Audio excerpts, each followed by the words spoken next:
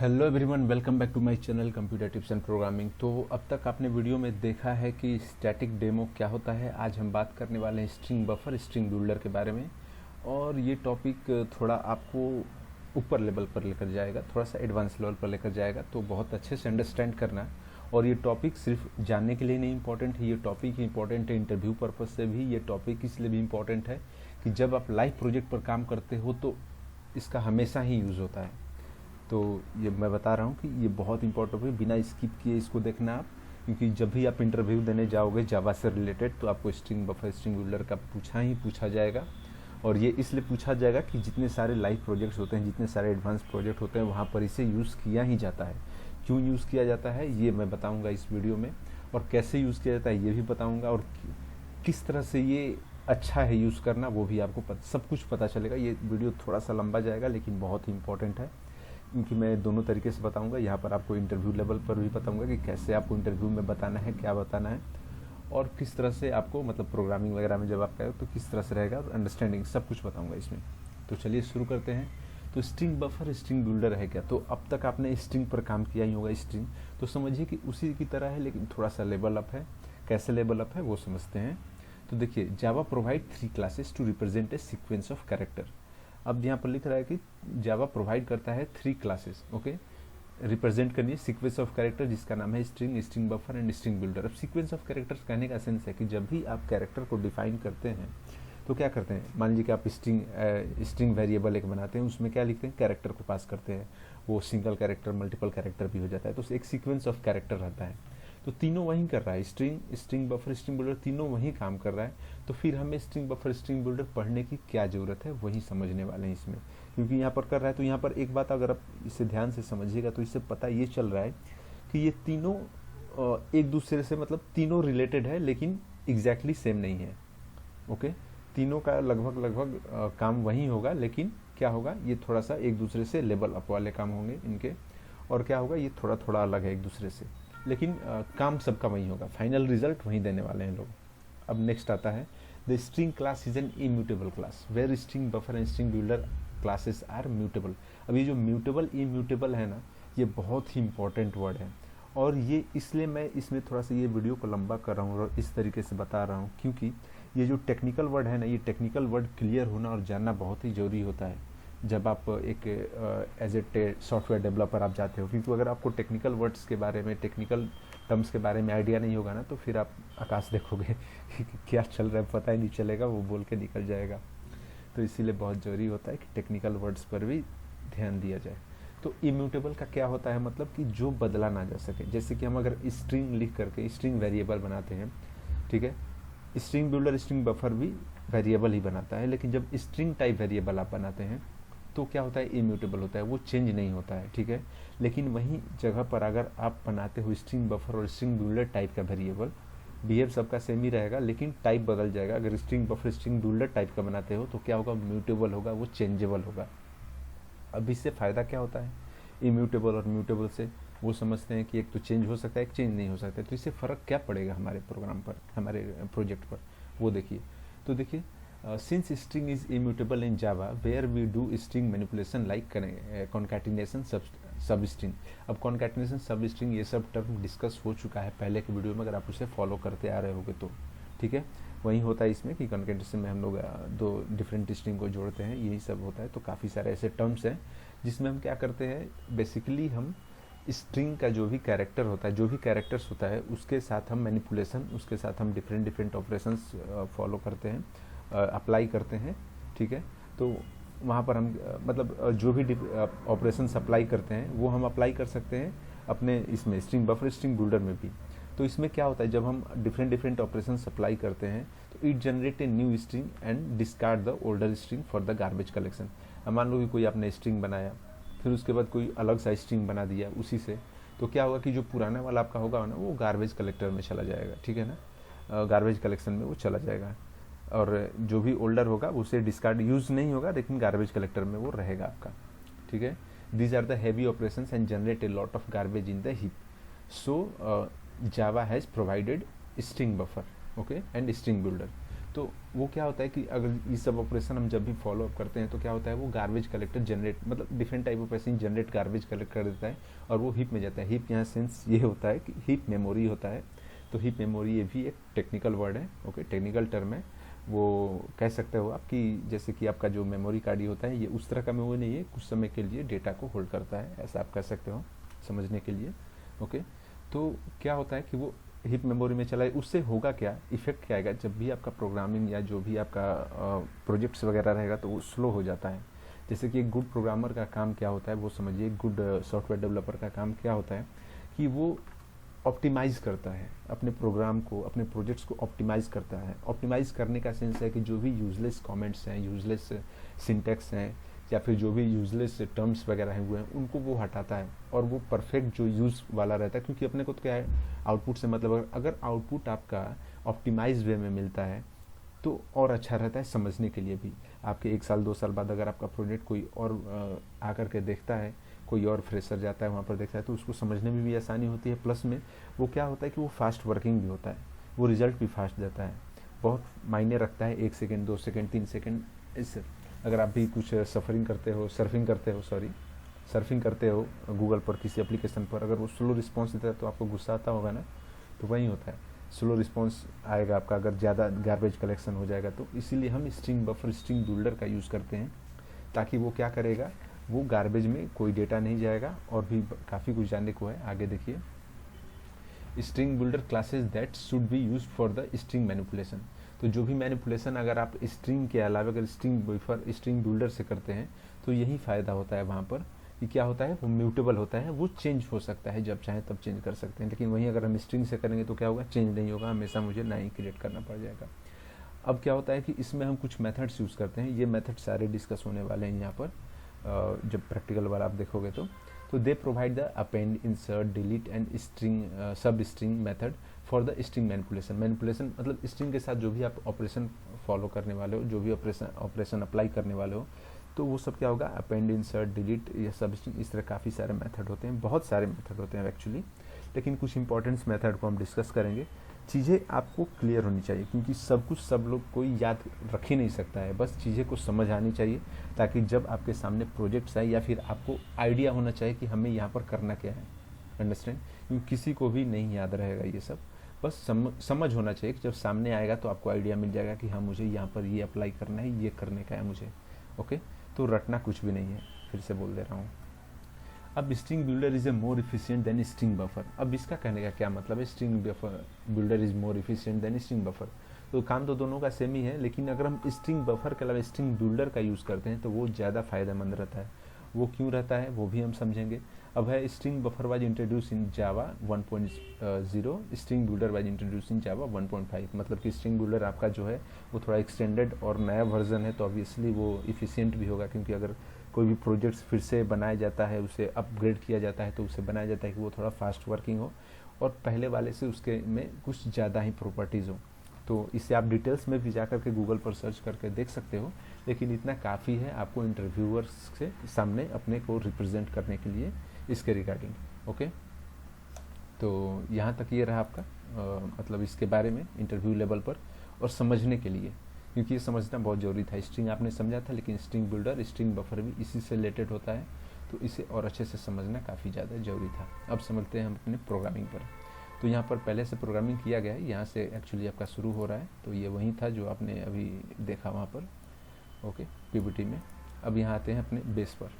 तो ये एक छोटा सा बचपन में जो पढ़े थे आप स्ट्रिंग के बारे में कि स्ट्रिंग कैसे डिफाइन करते हैं, स्ट्रिंग वेरिएबल, तो इस तरह से डिफाइन किया जाता है। स्ट्रिंग str, ये आपका str आपका वेरिएबल हो गया, ये टाइप हो गया, स्ट्रिंग टाइप हो गया, और इसके कैरेक्टर इसमें मैंने पास कर दिया। तो इसी तरह हम पहले डिफाइन करते थे स्ट्रिंग को। या फिर एक और तरीका था आपका कि स्ट्रिंग आपने पास कर दिया, स्ट्रिंग वन एक वेरिएबल का नाम दे दिया, उसका टाइप स्ट्रिंग हो गया, और न्यू स्ट्रिंग ABC, इस तरह से भी होता था।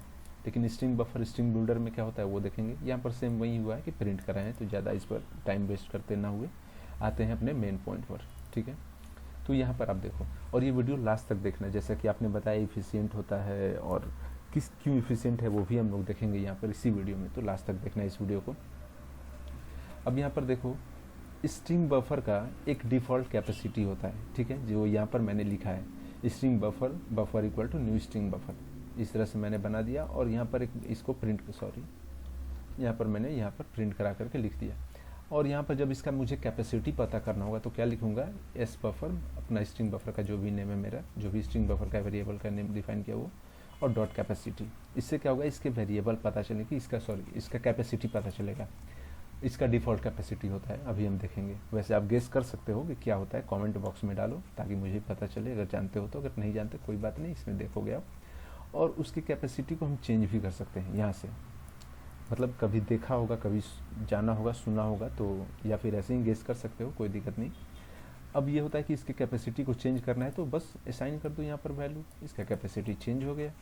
और यहाँ पर फिर से उस कैपेसिटी को आप यहाँ पर प्रिंट करा करके देख भी सकते हो। अगर कोई आप कैरेक्टर पास करते हो और उसका कैपेसिटी पता करना है, स्ट्रिंग बफर के थ्रू आप कोई कैरेक्टर पास किए और उसका कैपेसिटी पता करना है, उसके लिए भी सेम वही है। आप यहाँ पर कैरेक्टर पास करो और एस बफर डॉट कैपेसिटी लिखो, सिंपल। और ये प्रिंट कराना है इसको तो बस सिस्टम डॉट आउट डॉट प्रिंटल में डालो और देखो क्या आता है। तो वो अभी हम देख लेते हैं, उसके बाद हम ये टर्म्स अब डिस्कस करेंगे, पहले इसको देख लेते हैं। तो इसको करता हूँ रन एज जावा एप्लीकेशन, ठीक है। और यहाँ पर आप देखो तो ये तो पहले वाला अपना स्ट्रिंग है, जैसे हम प्रिंट कराते थे ABC, इसके लिए था। तो ये आपको समझ में आया होगा, ओके। कहाँ गया, ABC, ओके। अब ये डिफ़ॉल्ट कैपेसिटी इसका क्या होता है, 16 होता है, ठीक है। अब उसके कैपेसिटी को अगर मुझे चेंज करना है तो मैंने यहाँ पर 50 पास कर दिया और ये 50 हो गया। आप अपने तरफ से कुछ भी देख सकते हो, 40, 70 कुछ भी, ओके। अब मैंने बताया कि अगर कोई आप कैरेक्टर पास करते हो, उसका कैपेसिटी आपको पता करना है तो क्या होगा। तो देखो मैंने स्ट्रिंग बफर यहाँ पर कैरेक्टर पास किया और स्ट्रिंग बफर डॉट कैपेसिटी लिखा और यहाँ पर मुझे 29 मिला। तो ये 29 का क्या सीन है, मैंने तो इतना ही पास किया और ये 29 जैसा तो कुछ ऐसा दिख नहीं रहा। तो वो क्या होता है, पहले इसे काउंट करके देखते हैं। एस हमारा हो गया 1, ठीक है, 2, टी हो गया 3, 4, 5, 6, स्पेस हो गया 7, 8, 9, 10, 11, 12, आर हो गया 13। तो 13 और प्लस 16 क्या होता है, 29। तो जब भी आप किसी कैरेक्टर की कैपेसिटी को पता करते हो तो उस समय क्या होता है कि डिफ़ॉल्ट प्लस आपके स्ट्रिंग कैरेक्टर का जो भी लेंथ होगा, आपके स्ट्रिंग बफर कैरेक्टर का जो लेंथ होगा वो दोनों ऐड हो जाएगा। तो इसका लेंथ पूरा कितना हो गया आपका, 13 हो गया 13, और ये हो गया 29। तो दोनों को ऐड किए तो हम क्या मिला मुझे, 29। तो इसका ओवरऑल कैपेसिटी क्या होता है, 29। ये रटना नहीं है आपको, बस समझने के लिए है, दैट्स ऑल। आपको पता होना चाहिए बस इतना कि इसका डिफ़ॉल्ट कैपेसिटी भी होता है, बस इतना काफ़ी है, ओके। अब आते हैं इस पर हम। अब नेक्स्ट हमारा क्या है, मान लो कि आपने अब यहाँ पर स्ट्रिंग बिल्डर का सीन है, ठीक है, string buffer dot S, okay, that's all. तो हमने अगर इसको मुझे प्रिंट कराना हो, इस कैरेक्टर को प्रिंट कराना हो तो सिंपल है, बस एस बफर लिख दिया मैंने और वो प्रिंट हो गया। अब कैपेसिटी वगैरह पता करना है तो डॉट कैपेसिटी लिखो और वो सजेस्ट कर देगा आपको, ठीक है। तो ये हो गया हमारा। अब स्ट्रिंग बिल्डर का आते हैं, स्ट्रिंग बफर यहाँ तक आपका हुआ। स्ट्रिंग बिल्डर में क्या होता है, बस उसको भी इसी तरह से स्ट्रिंग बिल्डर आपने लिखा, स्ट्रिंग बिल्डर, ओके, न्यू। अब यहाँ पर string builder use same as a string buffer, यहाँ पर लिखा भी है कि string builder same as string buffer ही होता है, बस ये थोड़ा सा लेवल अप हो जाता है। तो वो लेवल अप हम समझेंगे किस तरह से क्यों होता है, वो वीडियो के लास्ट में आपको पता चलेगा, ठीक है। अब उसमें क्या होता है कि अगर उसमें आपको प्रिंट कराना है उसके वैल्यू को, तो सेम एज क्या करना है, बस आपको आपने जो भी कैरेक्टर डिफाइन किया है सिंपल, उस कैरेक्टर को यहाँ पर एस बिल्डर कर दो और सिस्टम डॉट आउट प्रिंटर में डालो, देखो आपको मिल जाता है। अब जो आपने कुछ मेथड्स के बारे में मैंने बताया था उधर आपको, तो वो मेथड यहाँ पर है अपेंड, ओके। तो अपेंड में क्या होता है, देखो आप मान लो कि आपके कैरेक्टर का वैल्यू क्या था, कैरेक्टर का वैल्यू था आपका यहाँ पर स्ट्रिंग बिल्डर। अब अपेंड करते हैं तो अपेंड में हमारा होता क्या है, जैसे कि आप कॉन्कैटिनेट करते तो क्या होता था, दो वैल्यूज जुड़ जाती थी। यहाँ अपेंड में भी वैसा ही कुछ हो रहा है, देखो आप। तो यहाँ पर क्या हो रहा है, हमारा एस बिल्डर था, पहले का वैल्यू क्या था, S builder, okay. S builder का वैल्यू क्या था, स्ट्रिंग बिल्डर, और उसमें मैंने कुछ कैरेक्टर अपेंड करा दिए। तो देखो किस तरह से हुआ, यहाँ पर स्ट्रिंग बफर स्लैश, यहाँ पर स्लैश स्पेयर और अपेंड एस बफर। सेम उसी तरह इसका बिल्डर का भी सीन है। तो स्ट्रिंग बिल्डर वो आपका वैल्यू, फिर स्लैश स्पेस और अपेंड इस बिल्डर हो गया। यहाँ पर जो मैंने जो भी कैरेक्टर पास किए हैं वो यहाँ पर आ गया। आपके समझने के लिए मैंने सेम लिखा था ताकि आइडिया मिल जाए आपको, क्लियर। अब एक और मैं यहाँ पर डिफाइन करता हूँ, string buffer string builder, okay. अब यहाँ पर क्या हुआ कि यहाँ पर तो आप देखोगे इनिशलाइज करता हूँ इसके वैल्यू को। आपको मान लो कि आप पहले कुछ इसका वैल्यू कुछ वैल्यू लिखे थे, अब मैं चाहता हूँ कि इसके वैल्यू को थोड़ा सा मैं इनिशलाइज कर दूँ, कुछ अलग कर दूँ। तो उसके लिए बस सिंपल है, आपको क्या करना है इनिशलाइज करने के लिए, S buffer equal to new S buffer और ब्रैकेट में डाल दो आप जो भी आप वैल्यू डालना चाहते हो, और क्या होगा वो इनिशलाइज हो जाएगा। इस तरह से हम वैल्यू को इनिशलाइज करते हैं, क्योंकि आप कोई भी वेरिएबल बनाते हो तो उसके वैल्यू को इनिशलाइज करना जरूरी होता है प्रोग्रामिंग में। ओके, अब उसमें मुझे इंसर्ट करना है। मान लो कि एक कैरेक्टर के बीच में अगर आपको कुछ इंसर्ट करना है तो आपको जिस प्लेस पर इंसर्ट करना है ना, बस उस प्लेस का वैल्यू लिख दो, उसके बाद उस कैरेक्टर को मतलब कॉमा दे करके उस कैरेक्टर को डालो, वहाँ पर क्या होगा वो कैरेक्टर यहाँ पर इंसर्ट हो जाएगा। जैसे कि मान लो 3 मैंने डाला, 3 डाला तो str 1 2 3, 3 के बाद मेरा क्या इंसर्ट हो गया, space sorry underscore this underscore is. तो देखो यहाँ पर str के बाद space sorry underscore this underscore is add हो गया, और उसके बाद क्या था आपका str के बाद ing था, तो ing स्पेस बफर। तो देखो यहाँ पर ing space buffer. Same as builder के लिए भी है, आप यहाँ पर 2 मैंने किया तो st आया, 3 किया था तो r आया था, तो 2 किया था तो st आया स्पेस, फिर आपका ये जो कैरेक्टर वैल्यू है वो आ गया, और उसके बाद आप देखो यहाँ पर ring आ गया आपका, ठीक है, एंड देन आपका स्पेस बिल्डर आ गया। ये तो हो गया यहाँ पर। अगर इसके वैल्यू में आप इस वैल्यू को प्रिंट कराना है तो यहाँ पर हमने प्रिंट करा लिया। अगर इस वैल्यू को रिवर्स करना है तो क्या करेंगे, तो सिंपल है, एस बफर डॉट रिवर्स कर दो, और आप देखोगे तो ये कम्प्लीटली रिवर्स हो चुका है। देखो यहाँ पर एस था, अब यहाँ पर एस है, यहाँ पर टी था, देखो अब यहाँ पर टी है, यहाँ पर आर था, यहाँ पर आर है, यहाँ पर स्पेस अगर उल्टा पढ़ोगे तो S T R space this sorry underscore is ing space BUFFER। Okay, same as for this one also. अब यहाँ तक तो आपको हो गया कि आपने समझ लिया कि स्ट्रिंग बफर स्ट्रिंग बिल्डर में किस तरह से हम डिफाइन करते हैं वेरिएबल्स को, फिर उसे इनिशलाइज कैसे करना है, इंसर्ट कैसे करना है, अपेंड कैसे करना है, रिवर्स कैसे करना है, ये सब और भी काफ़ी सारी मेथड्स हैं। तो बस वो समझ में आ जाएगा, एज पर रिक्वायरमेंट आपको आइडिया भी मिल जाएगा जब जैसा ज़रूरत होगा। अब जो इफ़िशियंट वाला बात था वो समझते हैं थोड़ा सा। तो आप देखो यहाँ पर इफ़िशियंट का क्या सीन है। यहाँ पर एक छोटा सा एक प्रोग्राम है, तो प्रोग्राम के हिसाब से टाइम टेकन यहाँ पर लेगा, लेकिन जैसे बड़ा प्रोग्राम रहेगा तो उसके हिसाब से ज़्यादा टाइम लगेगा। तो आप देखो यहाँ पर मैंने अब इसको टेस्ट करने के लिए आपके सिस्टम में जैसे बोले तो आप ट्राई कर सकते हो इस सिस्टम में, स्क्रीनशॉट आप ले लो या फिर स्क्रीन पॉज करके देख लो, या बोलोगे तो मैं प्रोवाइड भी कर दूंगा इस कोड को, एक्चुअली प्रोवाइड ही कर दूंगा इसको, ठीक है। इस कोड को आप देख सकते हो वहाँ पर, आप अपने सिस्टम में इम्प्लीमेंट कर लेना। अब सिस्टम में क्या हुआ है, सेम वही हुआ है, एक क्लास बनाया मैंने, पब्लिक स्टैटिक वर्ड मैन डाला अपना, ठीक है, मेन टाइप एक मेथड है यहाँ पर, और उसमें क्या किया, एक long string time equal to system dot current time millis. अब ये जो करेंट टाइम माइल्स है ये क्या हो रहा है कि सेकंड में ले रहा है वैल्यू को, और वो करेंट टाइम से लेगा, ठीक है। अब स्ट्रिंग बफर एक मैंने बना दिया, सेम यहीं पर हुआ है, स्ट्रिंग टाइम मैंने ले लिया और स्ट्रिंग बिल्डर बना दिया, सेम चीज़ हो रहा है। और एक डाल दिया एक यहाँ पर फॉर लूप लगा दिया मैंने यहाँ पर, ठीक है, for int I equal to 0 I less than equal to 10,000 I plus plus S P dot append T point. Okay, अब यहाँ पर सिस्टम डॉट आउट पर, और ये मैंने डाल दिए यहाँ पर ये वैल्यूज़ जो मुझे प्रिंट कराना था वहाँ पर, और क्या वैल्यू एग्जैक्टली मुझे प्रिंट कराना है वो देखो आप यहाँ पर। तो system dot current time miles minus start time. अब करेंट टाइम माइल्स से स्टार्ट टाइम का जो भी सेकंड लगा प्रिंट कराने में वो मुझे प्रिंट कराना है यहाँ पर, ठीक है, जितना सेकंड लगेगा। सेम फॉर उसके लिए भी स्ट्रिंग बफर स्ट्रिंग बिल्डर दोनों के लिए मैंने यहाँ पर लिख दिया, और यहाँ पर माइनस स्टार्ट टाइम कर दिया कि जो भी मतलब जितना भी समय लगेगा इस प्रोग्राम को रन कराने में और करेंट टाइम से कंपेयर करने में, प्रिंट करने में, जो भी बीच का समय होगा मुझे वहीं एग्जैक्टली प्रिंट कराना है। तो देखते हैं कि क्या होता है इसको रन करा करके। तो रन एज जावा एप्लीकेशन, और देखो यहाँ पर स्ट्रिंग बफर 2 ms लिया और ये 3 ms लिया, 3 मिली सेकेंड, ओके, और ये 2 मिली सेकेंड। तो यही है कि ये थोड़ा फास्ट काम करता है, ये बहुत छोटा है, इसमें भी आप देखो कि 1 मिली सेकेंड का गैप आ रहा है।